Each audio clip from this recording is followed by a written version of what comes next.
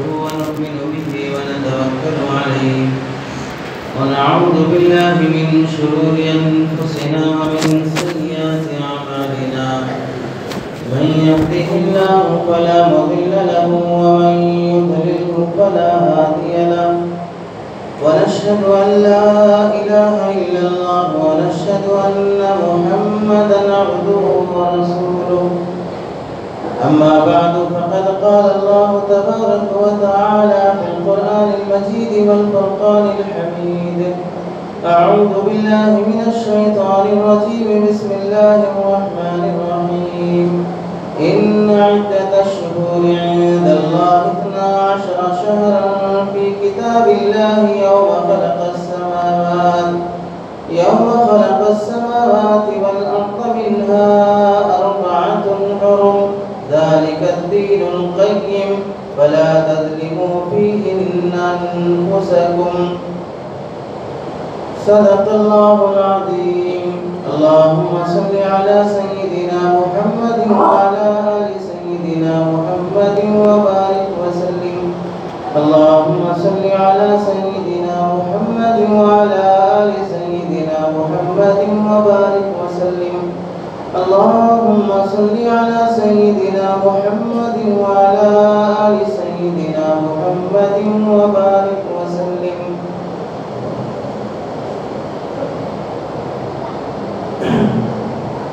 میرے محترم عزیزوں بزرگوں اور دوستوں، قرآن مجید کی ایک آیت آپ حضرات کے سامنے پڑھی گئی ہے، اور یہ آیت کئی موقعوں پہ پڑھی جاتی ہے، خاص طور سے ان مہینوں میں جو اشہر حرم یعنی معزز مہینے کہلاتے ہیں. اور آج کا موضوع جو ہمیں آپ کے سامنے بیان کرنا ہے وہ محرم کی تاریخ، محرم سے متعلق کیا ہماری ذمہ داریاں، محرم میں اللہ تبارک و تعالیٰ کے اور نبی پاک صلی اللہ علیہ وسلم کی تعلیمات اور ہدایات کیا ہیں، اور مروجہ معاشرے میں محرم میں کیا خرافات کیے جاتے ہیں، اس کی کیا شرعی حیثیت ہے، اس پر 2-4 باتیں آپ حضرات کے سامنے بیان کی جائیں گی. قرآن مجید میں اللہ تبارک و تعالیٰ ارشاد فرماتے ہیں ان عدت الشہور عند اللہ 12 شہرا. اللہ تبارک و تعالیٰ کے نزدیک جب سے اللہ نے کائنات بنائی ہے اسی وقت سے اللہ نے 12 مہینے بنائے ہیں. یہ 12 مہینوں کی جو ترتیب ہے یہ اللہ نے بنائی ہے، مخلوق کی بنائی بھی نہیں ہے. اور اس میں اللہ فرماتے ہیں منہا 4 حرم، ان 12 مہینوں میں سے 4 مہینے ایسے ہیں جو محترم کہلاتے ہیں، جن کا احترام کرنا چاہیے. زمانۂ جاہلیت میں بھی ان کا احترام ہوتا تھا، احترام کی شکل مختلف ہوتی تھی. تو احترام بہرحال زمانۂ جاہلیت میں بھی تھا کہ لڑائی جھگڑے ہوتے تھے چھوڑ دیتے تھے، اور کبھی لڑائی کرنا 6 بولے تو پھر اس کے بعد مہینے کوئی آگے کر دیتے. محرم آ گیا تو بولتے محرم نہیں آیا، ابھی سے ہجرہ چل رہا بولتے. تو اس طرح بہرحال عظمت اتنی تھی کہ اس مہینے میں نہیں کرنا، چاہے اپنا کام روک دو چاہے مہینے کو آگے بڑھا دو. تو اللہ تعالیٰ فرماتے ہیں اس میں سے 4 مہینے جو ہے معزز و محترم ہیں، ان کا احترام کرنا چاہیے، ان میں گناہ سے بچنا چاہیے. ویسے گناہ سے تو پورے سال ہی بچنا ہے، کوئی دن کوئی رات ایسی نہیں ہے جس میں اللہ نے اجازت دی ہو کہ آج تم گناہ کر سکتے ہو. تو پوری زندگی گناہ سے بچنا ہی چاہیے آدمی کو. اللہ تعالیٰ فرماتے ہیں فلا تظلموا فیہن انفسکم، ان مہینوں میں اپنے اوپر ظلم مت کرو، ان مہینوں میں اپنے اوپر ظلم مت کرو. مفسرین فرماتے ہیں ویسے تو اپنے اوپر ظلم کرنے کا مطلب یہ ہے کہ جو آدمی گناہ کرتا ہے، نافرمانی کرتا ہے، وہ اپنے اوپر ہی ظلم کر رہا ہے. اس واسطے کہ گناہ کا وبال خود اسی کو ملنا ہے. شراب پیے گا کس کا نقصان ہے، چوری کرے گا تو کس کا نقصان ہے. نقصان چاہے دنیا کا ہو، نقصان چاہے آخرت کا ہو، بہرحال نقصان تو جو گناہ کرے گا اسی کا ہوگا. آدمی بدفعلی کیا، زنا کیا، دھوکہ دیا، رشوت کھایا، کس کا نقصان ہوگا؟ یا تو وہ نقصان اللہ تعالیٰ دنیا میں دکھا دیں گے، یا وہ نقصان آخرت میں عذاب کی شکل میں رکھا جائے گا. بہرحال گناہ کرنے والے کا نقصان ہوگا۔ تو اللہ فرماتے ہیں کہ فَلَا تَظْلِمُوا فِيهِنَّ أَنفُسَكُمْ، ان 4 مہینوں میں اپنے اوپر ظلم مت کرو۔ ظلم تو اپنے اوپر یا کسی اور پر 12 مہینے بھی نہیں کرنا چاہیے، خاص طور سے 4 مہینے میں اللہ تعالیٰ اپنے اوپر ظلم نہ کرنے کی تاکید اس واسطے فرماتے ہیں کہ عموماً لوگوں کا مزاج یہ ہوتا ہے کہ جو چیز محترم و معزز ہوتی ہے اس میں عقیدت اور محبت کا اظہار کرنے میں تھوڑا شریعت کے حدود سے بھی آگے بڑھ جاتے ہیں۔ جو چیز محترم اور معزز کہلاتی ہے اس سے اظہار عظمت میں، اظہار محبت میں آدمی حدود شرع سے بھی آگے بڑھ جاتا ہے۔ ایسا ہر زمانے میں ہوتا آیا ہے، ہر زمانے میں اس طرح ہوتا آیا ہے۔ کوہ طور ہے مثال کے طور پہ، اللہ کی تجلی پڑی، تجلی کی وجہ سے کوہ طور دوسرے پہاڑوں میں معزز بن گیا۔ احد پہاڑ ہے، اللہ کے نبی صلی اللہ علیہ وسلم پر اللہ کے نبی اس پہ کھڑے رہے اور اس کی گواہی ہوئی، فلاں ہوا، دوسرے پہاڑوں پہ ممتاز ہو گیا۔ تو لوگ اس پہاڑ کی زیارت کے لیے جاتے ہیں، وہاں کی مٹی اٹھا کے لاتے ہیں۔ اس طرح اظہار عقیدت پہلے سے بھی چلتی آ رہی ہے۔ بیعت رضوان جس درخت کے نیچے ہوا، اللہ کے نبی نے جس درخت کے نیچے 1400 صحابہ سے تقریباً اپنے ہاتھ پہ بیعت کیا، اس درخت کی عظمت شروع کر لی لوگوں نے۔ وہاں جا کے نماز پڑھنے کو ضروری سمجھا، وہاں کے پتے توڑ کے لانے کو، اس کے سائے میں بیٹھ کے دعا کرنے کو، یہ سب چیزیں ضروری سمجھی۔ اصحاب کہف کا غار کہاں پر ہے وہ جا کے دیکھ کے آئے، وہاں جا کے 2 رکعت نماز پڑھ کے آئے۔ اس طرح کی چیزیں آدمی اپنی طرف سے تھوڑی بہت عقیدت کے طور پہ اپنا لیتا ہے۔ تو جب ان مہینوں کی بھی عظمت ہے تو کہیں ایسا نہ ہو کہ عظمت میں تم اپنی طرف سے کوئی ایسی بات کر لو جو شریعت کے خلاف ہو۔ تو اللہ نے تاکید فرمائی کہ فَلَا تَظْلِمُوا فِيهِنَّ أَنفُسَكُمْ، ان مہینوں میں اپنے اوپر ظلم مت کرو، ایسی نئی نئی چیزیں اپنی طرف سے نہ پیدا کرو جو شریعت میں اور اسلامی تعلیمات میں نہ ہو۔ محرم اسلامی مہینوں میں سے اسلامی سال کے اعتبار سے پہلا مہینہ کہلاتا ہے۔ ہمارا سال جو شروع ہوتا ہے وہ محرم سے شروع ہوتا ہے، ذی الحجہ میں ختم ہوتا ہے۔ انگریزی اعتبار سے جو سال شروع ہوتا ہے وہ جنوری سے شروع ہوتا ہے اور دسمبر میں ختم ہوتا ہے۔ تو اسلامی اعتبار سے سال کی ابتدا محرم ہے اور سال کی انتہا ذی الحجہ ہے۔ اب یہ محرم سے سال کی ابتدا کیسے ہوئی؟ اسلامی مہینوں میں رمضان سے کیوں نہیں شروع کرے مہینہ؟ سال کا مہینہ، پہلا مہینہ رمضان سے کیوں شروع نہیں کرے جبکہ رمضان کی بڑی عظمت ہے؟ بقرعید سے کیوں شروع نہیں کرے؟ بقرعید میں حج ہے اور اس میں حضرت ابراہیم کی قربانی اور ان کے بڑے واقعات ہیں، اور اللہ کے نبی صلی اللہ علیہ وسلم کو نبوت ملی وہ ربیع الاول کے مہینے میں، فلاں مہینے میں اللہ کے نبی کی وفات ہوئی، تو اس مہینے کو سال کا مہینہ پہلے کیوں قرار نہیں دیا گیا؟ ظاہر سی بات ہے اس کی حکمت اور اس کی وجہ تو اللہ ہی جانتے ہیں۔ اور صحابہ جو یہ مہینہ سال کا پہلا مہینہ مقرر کیے تھے اس کا پس منظر یہ ہے کہ حضرت عمر رضی اللہ تعالیٰ عنہ کے زمانے تک محرم سال کا پہلا مہینہ نہیں کہلاتا تھا۔ حضرت عمر رضی اللہ تعالیٰ عنہ کے زمانے تک، یعنی نبی کی پوری زندگی میں حضرت ابوبکر رضی اللہ تعالیٰ عنہ کی خلافت کے 2 سال 10 مہینے 10 دن تک کے اس عرصے میں بھی یہ سال کا پہلا مہینہ محرم نہیں کہلاتا تھا۔ حضرت عمر رضی اللہ تعالیٰ عنہ کا زمانہ شروع ہوا تو 10 سال کی خلافت کا زمانہ، اور دنیا کے اکثر حصے میں دین پھیلا تو خطوط آنا جانا، ایک دوسرے سے بات چیت ہونا شروع ہوئے۔ تو حضرت عمر رضی اللہ تعالیٰ عنہ کے پاس بادشاہوں کے خطوط آتے تھے اور حضرت عمر رضی اللہ تعالیٰ عنہ دوسرے بادشاہوں کو اسلام کی دعوت دینے کے لیے خط لکھتے تھے، لیکن اس خط میں تاریخ نہیں ہوتی تھی۔ تاریخ ہونے کے لیے پہلے یہ ہونا نا کہ ہمارے پاس پہلا مہینہ کون سا، دوسرا مہینہ کون سا، پہلی تاریخ کون سی، دوسری تاریخ کون سی، یہ ابھی بنی ہی نہیں ہے اس وقت تک۔ تو صرف دستخط کر کے بھیج دیتے تھے، تاریخ نہیں لکھتے تھے نیچے۔ تو جن صحابہ کے ذریعے سے بادشاہوں کو دعوتی خطوط دے کے بھیجتے تھے وہ بادشاہ بعض مرتبہ وہ خط لینے سے انکار کر دیتے کہ بھئی یہ کب کا خط ہے، اس پر کچھ تاریخ ہی نہیں لکھی ہوئی ہے۔ اور ان بادشاہوں کے پاس تاریخ ان کے اپنے حساب سے چل رہی تھی۔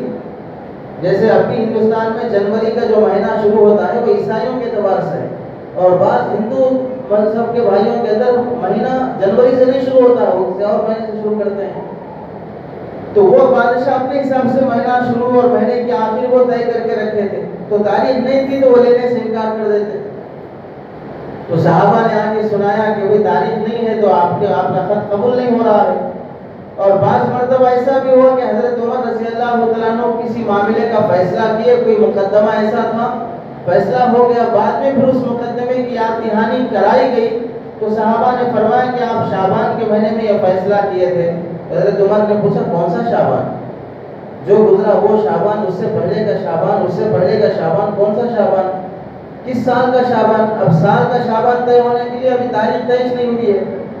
تو حضرت عمر رضی اللہ تعالیٰ عنہ نے صحابہ کو جمع فرمایا اور حضرت علی رضی اللہ تعالیٰ عنہ، حضرت عثمان رضی اللہ تعالیٰ عنہ اور دیگر بڑے بڑے صحابہ بیٹھ کے مشورہ کیے، اور سب کی مشورے اور میٹنگ میں یہ بات طے ہوئی کہ کون سے مہینے سے سال کی ابتدا رکھی جائے اسلام میں۔ تو بعض نے کہا کہ رمضان سے رکھا جائے، بعض نے کہا ربیع الاول سے رکھا جائے، اور بعض نے کہا فلاں مہینے سے رکھا جائے۔ حضرت علی رضی اللہ تعالیٰ عنہ کی رائے تھی کہ محرم کے مہینے سے رکھا جائے۔ محرم کے مہینے سے سال کی ابتدا کیوں رکھی جائے؟ وجہ یہ ہے کہ محرم کا جو مہینہ ہے یہ تاریخ کے ایک نئے باب کی طرف اشارہ کرتا ہے۔ تاریخ کا نیا باب کیا ہے؟ اللہ کے نبی صلی اللہ علیہ وسلم جب تک مکہ مکرمہ میں رہے تو صحابہ جو بھی ایمان لاتے تھے 40-50 جتنے بھی تھے، ظلم سہتے تھے، کھلے عام نماز نہیں پڑھ سکتے تھے، کھلے عام دعوت نہیں دے سکتے تھے، بڑی پریشانیوں سے زندگی گزار رہے تھے، تکلیفیں تھی اور جہاد کا دفاع کا حکم بھی نہیں دیا گیا تھا، ظلم ہو رہا ہے برداشت کرتے رہو، سہتے رہو۔ یہ عرصہ تقریباً مکے کی زندگی میں گزرا۔ اب اللہ تبارک و تعالیٰ حکم فرمائے کہ بھئی مدینے کی طرف ہجرت کر کے جاؤ۔ جب مدینہ ہجرت کر کے گئے، اللہ کے نبی صلی اللہ علیہ وسلم تشریف لے گئے تو وہاں فتوحات کے دروازے کھلے، لوگ اسلام میں داخل ہونا شروع ہوئے اور تھوڑی آزادی ملی تاکہ ہم کھلے عام لوگوں کو دین کی دعوت دے سکیں، محنت کر سکیں۔ اب وہاں جانے کے بعد ہی دفاع کی بھی اجازت ملی۔ مکے میں مارتے تھے تو مار کھانا پڑتا تھا، لڑنے کی اجازت نہیں تھی، حکم یہی ہوتا تھا کہ صبر کرو۔ پچھلے نبیوں نے صبر کیا، اتنا اللہ کے نبی صلی اللہ علیہ وسلم کعبۃ اللہ سے ٹیک لگا کے بیٹھے ہیں، ایک صحابی آئے جنہیں بہت ستایا گیا تھا اور روتے ہوئے فرمانے لگے یا رسول اللہ ابھی وقت نہیں آیا کہ ہم حق پہ نہیں ہیں، اتنا ہم کو ستایا جا رہا ہے کہ ہم واپس ان کا جواب نہیں دے سکتے، لڑ نہیں سکتے۔ یہ وہ تھوڑا غم کا اظہار کرنے لگے تو اللہ کے نبی صلی اللہ علیہ وسلم غصے میں آ گئے اور فرمایا تم لوگ ان تکلیفوں کی وجہ سے پریشان ہو گئے اور عاجز آ گئے ہو، تم سے پہلے ایسے لوگ بھی گزرے ہیں جو ایمان لانے کی وجہ سے انہیں زندہ کھڑا کر کے آرے سے کاٹ دیا جاتا تھا اور دو ٹکڑے کر دیے جاتے تھے، انہیں زندہ زمین میں دفن کر کے انہیں مٹی برابر کر دی جاتی تھی، اس کے باوجود وہ لوگ ایمان سے پیچھے نہیں ہٹے، انہیں کھولتے ہوئے تیل میں ڈال دیا جاتا تھا، ان کی ہڈی بوٹی الگ ہو جاتی تھی، پھر بھی انہیں ایمان سے عاجز نہیں کیا جا سکا، اور تم ان تکلیفوں پہ عاجز آ گئے ہو۔ تو مکے میں یہ ہدایت اور یہ تعلیم تھی۔ جب مدینے میں آیا، تشریف لائے، تو پھر اللہ کا حکم ہوا کہ اب جو بھی ظلم کرے گا اس کا دفاع کرو، اب خاموش نہیں بیٹھیں گے، اب کوئی لڑنے آ رہا ہے تو اب خاموش نہیں رہیں گے، ہم اس کا جواب دیں گے۔ جواب دینے میں بھی ہدایات ہوئی کہ ظلم نہیں کریں گے، جتنا جواب اتنا ہی، جتنا ظلم کیا اتنا ہی جواب دیا جائے گا، زیادہ ظلم نہیں کیا جائے گا۔ جنگ کے میدان میں ہو تو ہی ہم ماریں گے، کاٹیں گے، فنا کریں گے، اگر جنگ کے میدان میں نہیں ہے تو پھر کسی کو بھی مارنا کاٹنا یہ کچھ نہیں کیا جائے گا، کسی پر ظلم نہیں کیا جائے گا۔ جنگ کے میدان میں بھی ہو تو حکم یہ ہے کہ تم عورتوں پہ ہاتھ مت اٹھاؤ، بچوں پہ ہاتھ مت اٹھاؤ، کسی بھی مذہب کے پجاری اور پادری اور پوپ کے اوپر ہاتھ مت اٹھاؤ، بوڑھوں کے اوپر ہاتھ مت اٹھاؤ، حاملہ عورتوں کے اوپر ہاتھ مت اٹھاؤ، کمزور جس کے پاس ہتھیار نہ ہو اس کے اوپر ہاتھ مت اٹھاؤ۔ یہ ساری ہدایات تھی، درختوں کو مت کاٹو، جانوروں کو مت مارو، کسی طرح کا ظلم نہیں، جو تمہارے سے لڑنے کے لیے آ رہا ہے جنگ کے میدان میں صرف اس کو مارنا۔ جیت گئے تو پھر جیت جانے کے بعد جو بچے ہیں ان کو بھی مارنا کاٹنا نہیں ہے، ان کو بھی چھوڑ دیا جائے گا۔ دوسرے طرح کے وہ جنگ کے واقعات جو دوسرے بادشاہوں نے جنگ کیے ہیں، ہٹلر کا واقعہ دیکھ لو، فلاں واقعہ دیکھ لو، جیتنے کے بعد ان لوگوں نے اپنی فاتح قوم اپنے مظلوموں کے ساتھ اور اپنے مفتوح قوم کے ساتھ جو انہوں نے ظلم کیے ہیں اس کی داستانیں بڑی عجیب ہیں۔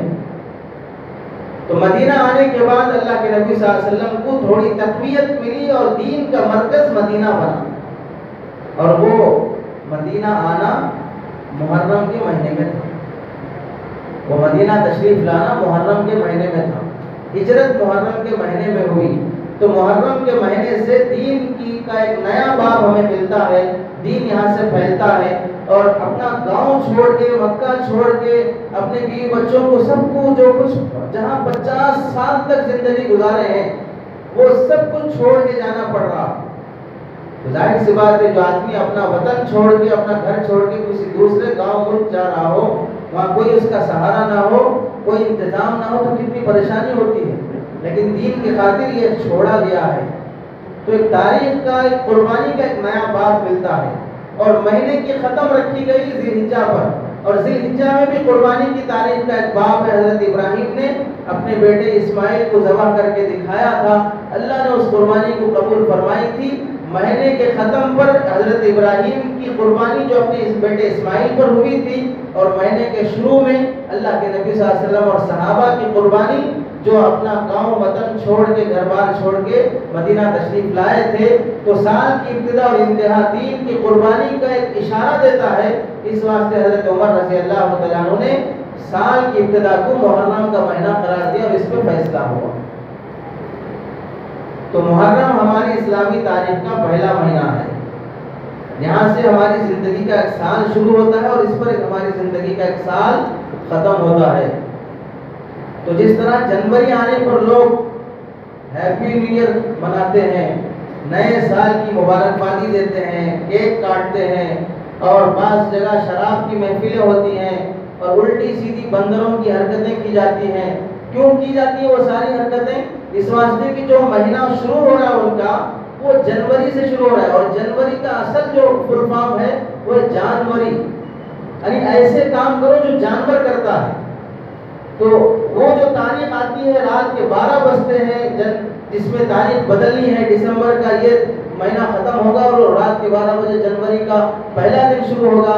اس 12 بجے کے وہ 1 منٹ کے اندر ہزاروں لاکھوں شراب پیے جاتے ہیں، عیاشی کی جاتی ہے۔ کیوں کی جاتی ہے؟ اس واسطے کہ مہینہ خود بتا رہا ہے کہ تم جانور ہو، جانوروں کے کام کرو، اور اسلامی مہینہ بتاتا ہے کہ تم مسلمان ہو، دین کے لیے قربانی کا کام کرو، دین کے لیے اپنی جان قربان کرو، اپنا مال قربان کرو، یہ تمہیں اسلام کا مہینہ بتاتا ہے۔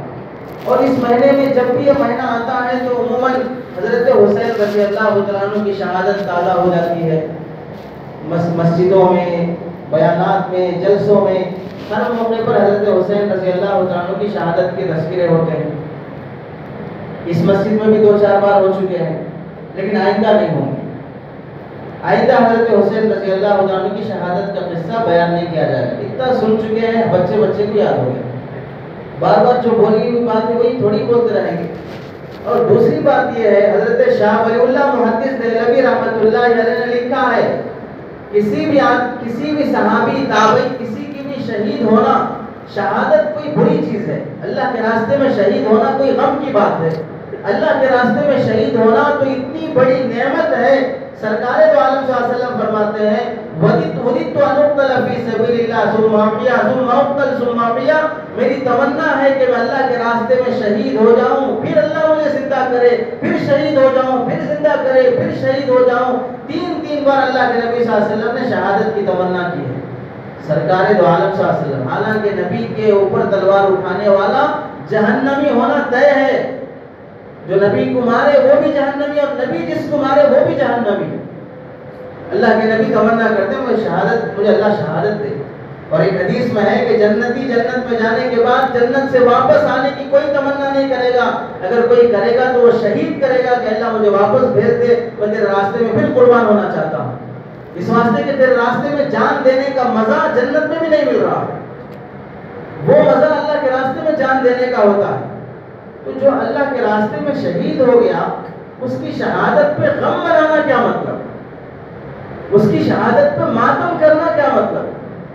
اور اس کی شہادت پہ رونے کا کیا مطلب؟ اور اگر غم شہادت پہ رونا غم منانا ہی ہے تو پھر اسلام میں کتنے لوگ شہید ہوئے ہیں، سب کی شہادت پہ کیوں غم نہیں مناتے؟ جہاں حضرت حسین اللہ کے نبی صلی اللہ علیہ وسلم کے نواسے ہیں، نواسے رسول کی شہادت پہ غم منانا ہے، تو پھر حضرت عثمان رضی اللہ تعالیٰ اللہ کے نبی صلی اللہ علیہ وسلم کے داماد ہیں، 2 بیٹیاں اللہ کے نبی صلی اللہ علیہ وسلم نے انہیں نکاح میں دیے تھے کہ دیگر اور ذوالنورین کا انہیں لقب ملا ہے، وقت کے حاکم اور خلیفہ ہیں اور مدینے میں ہیں، نبی کے روزے کے قریب ان کا گھر ہے، نبی کا مدینے کا گورنر ہے، بلکہ پوری اسلامی سلطنت کا گورنر ہے۔ مسجد نبوی چھوٹی تھی تو جگہ خرید کے بڑی کر کے دینے والا وہ عثمان ہے۔ مدینہ آنے کے بعد مسلمانوں کو پانی پینے کے لیے مہنگا تھا، پیاسے پریشان ہو رہے تھے، یہودی کا کنواں خرید کے دینے والا وہ عثمان تھا۔ اور اللہ کے نبی صلی اللہ علیہ وسلم کی وفات کے بعد ازواج مطہرات کے مکانات بنا کے دینے والا وہ عثمان تھا۔ اور پریشانیوں کے موقع پہ، تبوک کے موقع پہ 1000 اونٹ ساز و سامان کے ساتھ، 100 اونٹ ساز و سامان کے ساتھ لا کے دینے والے حضرت عثمان تھے۔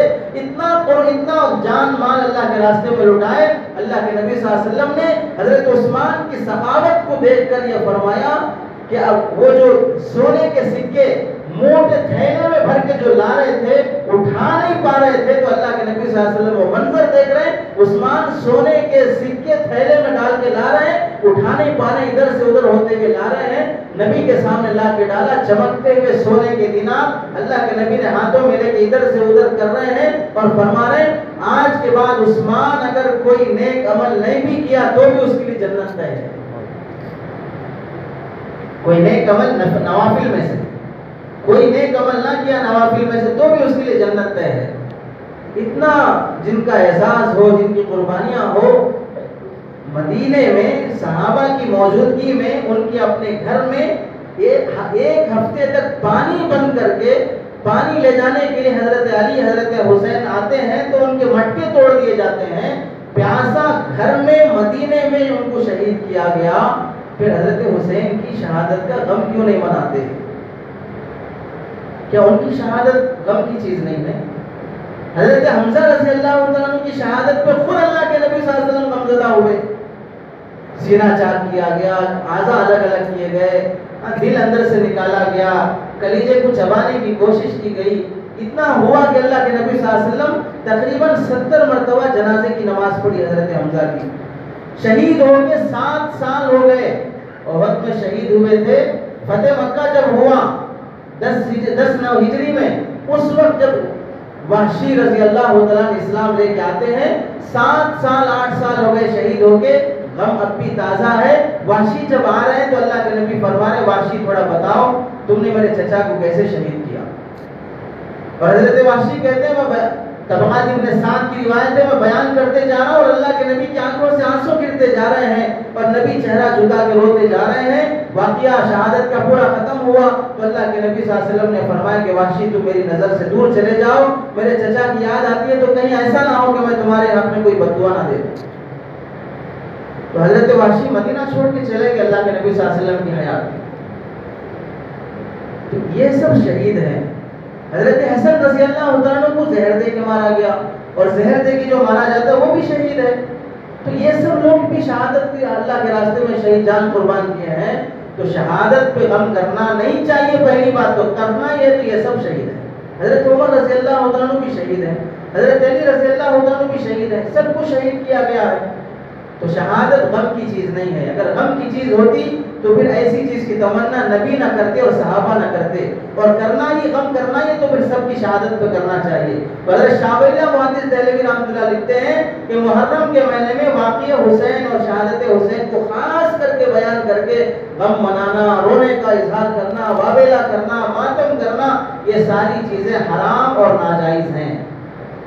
کسی کی بھی شہادت کا واقعہ سبق بتانے کے لیے، اس سے نتائج لینے کے لیے آپ کسی کی بھی شہادت کا واقعہ کسی بھی مہینے بیان کر سکتے ہیں، لیکن خاص اسی مہینے میں فلاں کا ہی واقعہ طے کر لینا یہ بھی شریعت کے مزاج کے خلاف ہے اور پیدا کی گئی بعد کی بدعتوں میں سے بدعت ہے، اس کی اجازت نہیں ہے۔ اور دوسری بات یہ ہے، چلیے ہم 2 گھنٹے حضرت حسین رضی اللہ عنہ کی شہادت کا واقعہ بچپن سے لے کے وفات تک بیان کر بھی لیں، آپ کو اس میں کیا کرنا ہے؟ آپ کے لیے کیا سبق ہے اس میں؟ ابن زیاد نے مارا اور فلاں نے یزید نے اسے سزا نہیں دی اور فلاں نے ایسا کیا، پانی بند کیا گیا اور پھر بچوں کو شہید کیا گیا، کربلا کے میدان میں بیار و مددگار خاندان رسول کو کے ساتھ ظلم کیا گیا، نیزوں پہ سر چڑھائے گئے، فلاں ہوا، یہ سارا ظلم ایسا ہے کہ جس واقعے کو پڑھنے کے بعد واقعتاً آنکھوں سے آنسوں بہتی ہیں، دل غمزدہ ہوتا ہے۔ نواز رسول کی شہادت کا واقعہ ایک ایسا سانحہ ہے جس سے ساری امت غمزدہ ہوتی ہے، اور آل بیت سے اور نبی پاک صلی اللہ علیہ وسلم کے خاندان سے اور سادات سے محبت کا تقاضا بھی یہ ہے کہ ان کا جب واقعہ پڑھا جائے، سنا جائے تو غمزدہ ہو اور دل روئے، آنکھوں سے آنسو بہیں۔ حضرت ابراہیم نخعی رحمۃ اللہ علیہ تابعی ہیں، فرماتے ہیں، حضرت ابو حنیفہ رحمۃ اللہ علیہ کے اساتذہ میں سے ہیں، فرماتے ہیں کہ بالفرض خدا نہ کرے میں حضرت حسین کے قاتلوں میں سے ہوتا، اس کے باوجود اللہ میری مغفرت کر دیتے اور مجھے جنت میں داخل کر دیتے تو بھی میں شرمندہ اور رسوا ہوتا کہ میری مغفرت تو ہو گئی، پتہ چلا کہ میں حق پر ہوں، تبھی مغفرت ہوئی، جنت ملی ہے، اس کے باوجود بھی میں یہ پسند نہیں کرتا۔ کیوں؟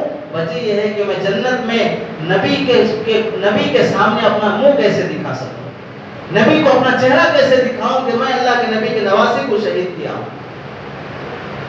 تو وہ غم کی حضرت نبی پاک صلی اللہ علیہ وسلم کے نواسے کی شہادت تو غم کی چیز ہے، لیکن آپ کو کیا کرنا ہے؟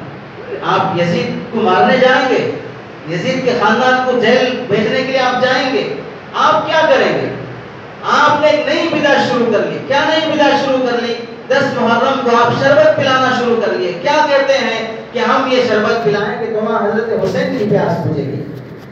حضرت حسین پیاسے ہیں، شہید کو اللہ تعالیٰ جنت کا کھانا کھلاتے ہیں، جنت کی نعمتوں سے نوازتے ہیں، اور وہ تو جنت کے نوجوانوں کے سردار ہیں، صرف جنتی نہیں ہیں، جنت کے نوجوانوں کے سردار ہیں، تو ان کو کیا مقام وہاں پر اللہ تعالیٰ نوازا ہوگا، وہ تمہارے شربت کے تھوڑی محتاج ہوگے۔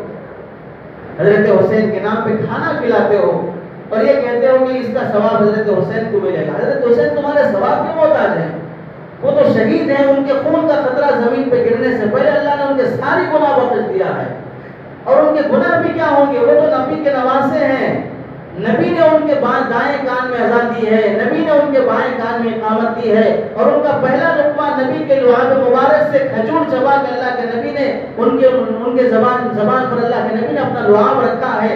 ایک سفر میں حضرت ابو ہریرہ فرماتے ہیں کہ ہم سفر میں تھے، بچے رونے لگے حسن حسین، تو فاطمہ دوڑتی ہوئی آئی اور پوچھی کیا ہوا میرے بچوں کو، تو کہنے لگے پانی ختم ہو گیا، پیاس سے رو رہے ہیں، اللہ کے نبی نے پانی تلاش کیا، پانی نہیں مل رہا ہے، اب کیا کریں، تو اللہ کے نبی نے حسن کو اٹھایا اور قریب لائے، اپنی زبان مبارک باہر نکالی اور حسن کے منہ میں دیا، اور حسن رضی اللہ تعالیٰ نبی کی زبان چوستے رہے، چوستے جب ان کی پیاس بجھ گئی تو حسین کو بٹھا دیا، حسن کو، پھر حسین کو لے کے اپنی زبان اللہ کے نبی نے حسین کے منہ میں دیا۔ جس کی پیاس نبی کی زبان سے بجھی ہو تو ظاہر سی بات ہے اس کی کیا شان اور کیا مقام ہوگا۔ وہ ہماری شربت اور ہماری کھچڑے کے تھوڑی محتاج ہو، یہ ہماری نفس کی مکاری ہے کہ ہم نے اپنے کھانے اور پینے کے بہانوں کا سہارا لے کر اسے منسوخ کر دیتے ہیں، کبھی جعفر صادق کے کنڈوں کی طرف اور کبھی حضرت حسین کی شہادت کی طرف۔ 10 محرم میں حضرت حسین رضی اللہ عنہ پیاسے شہید ہوئے ہیں، تو اس سے ہمیں سبق ملتا ہے، دو نبی کے خاندان کے 2 نواسے حضرت حسن اور حضرت حسین، یہ 2 نواسے پوری دنیا کے لیے قیامت تک آنے والے مسلمانوں کے لیے نمونہ ہیں، اسوہ ہیں، ان کی زندگی پر اپنی زندگی کی گزارو، یہ ان دونوں نواسوں کی زندگی کا تقاضا ہے۔ حضرت حسن رضی اللہ عنہ بڑے بیٹے ہیں حضرت علی رضی اللہ عنہ، 1 سال کے بڑے حضرت حسین سے۔ حضرت حسن رضی اللہ عنہ کے متعلق اللہ کے نبی صلی اللہ علیہ وسلم نے فرمایا، ممبر پہ تشریف فرما ہو کہ اللہ کے نبی خطبہ دے رہے ہیں، بیان فرما رہے ہیں، حضرت حسن چھوٹے بچے ہیں، نبی کی جس وقت اللہ کے نبی جب دنیا سے وفات پا رہے تھے اس وقت حضرت حسن رضی اللہ عنہ کی عمر 5 سال کی تھی، ایک روایت میں 6 سال کی تھی، حضرت حسین کی عمر 4 سال کی، ایک روایت میں 5 سال کی تھی، 4-5 سال کے بچے ہیں حضرت حسن حسین، بیٹھے اللہ کے نبی تشریف فرمائے اور خطبہ دے رہے ہیں۔ حضرت حسن اس وقت پیجامہ وغیرہ نہیں پہنا جاتا تھا، چادریں باندھی جاتی تھی، لنگی کھلی جیسے پنچھی کہتے ہیں وہ باندھے جاتے تھے۔ حضرت حسن چھوٹا بچہ وہ لنگی پنچھی باندھ کے آ رہا ہے اور پنچھی پیر میں لگ رہی ہے، کبھی ادھر گر رہا ہے کبھی ادھر گر رہا ہے، اور صحابہ یہ منظر دیکھ رہے ہیں اور نبی کا بیان چل رہا ہے. کس کی کیا ہمت ہوتی کہ بیان چھوڑ کے اٹھ کے جا کے ان کو اٹھا لے. لیکن جب اللہ کے نبی نے دیکھا تو نبی نے اپنے نواسے سے اس قدر محبت کا اظہار فرمایا، ممبر سے اٹھے، بیان چھوڑا اور صحابہ کو ہٹاتے ہوئے اس نواسے کو اٹھا کے اپنے سینے سے لگایا، ممبر پہ لا کے بیٹھے اور پھر آسمان کی طرف نگاہ کر کے فرمایا، اللہ میں حسین سے محبت کرتا ہوں، تو بھی اس سے محبت فرما. اور جو مجھ سے محبت کرتے ہیں، جو حسن حسین سے محبت کرنے والے ہیں، وہ مجھ سے محبت کرنے والے ہیں. تو ان کی محبت کو ایمان کا تقاضا قرار دیا گیا ہے. تو ان کی شہادت واقعتاً غم کی چیز ہے، لیکن اس سے ہمیں سبق کیا لینا چاہیے؟ حضرت حسن اور حضرت حسین کی شہادت کا سبق یہ ہے کہ ہم ان کا طریقہ چھوڑ کر ایک نئی بدعت شروع کر لیں. وہ تو جان دے دی اس واسطے کہ نبی کا لایا ہوا دین کسی ظالم کے ہاتھ میں نہ جائے، نبی کے لائے ہوئے اس دین اور اسلام میں کوئی نئی بات پیدا نہ ہو جائے، اس واسطے انہوں نے جان قربان کر دی. اور ہم ان کی محبت کا دعویٰ کرنے والے نئی باتیں پیدا کرنے لگے تو ہم بتائیں ہم حسینی ہیں یا یزیدی ہیں؟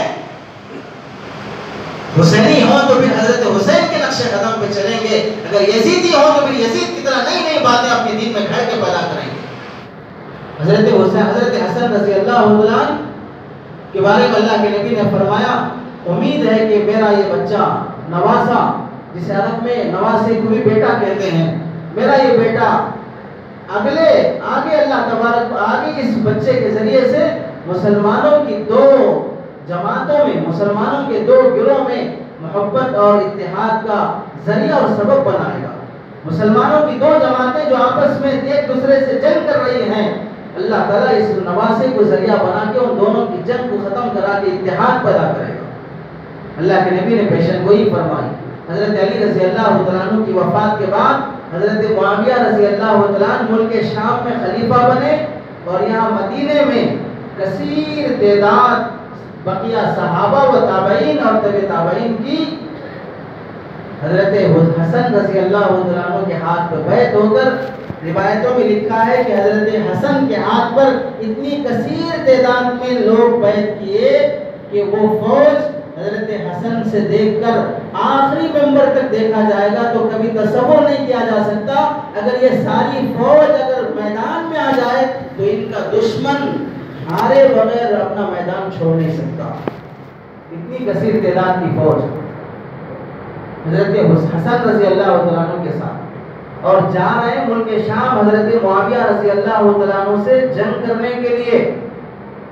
ملک شام پہنچے اور حضرت معاویہ رضی اللہ عنہ سے بات کرنے کی اپیل کی گئی تو حضرت معاویہ رضی اللہ عنہ نے حضرت حسن کو اندر بلا لیا، اپنے محل میں بلا لیا، اپنے گھر میں بلا لیا اور بلا کر فرمایا کہ لڑیں گے تو دونوں طرف پھر وہی خون بہے گا جیسے علی سے لڑنے پہ بہا تھا، اور میں لڑنا نہیں چاہتا ہوں، میں صلح کا ہاتھ بڑھاتا ہوں، میں صلح صفائی کر لینا چاہتا ہوں، تم مجھ سے صلح صفائی کر لو. حضرت حسن کے ساتھ اتنی فوج ہے کہ وہ اگر لڑنے پہ بضد ہو جائیں تو پھر حضرت معاویہ اور حضرت معاویہ کے ساتھ جو ہے ان کا شہید ہونا طے ہے. وہ بھی صحابہ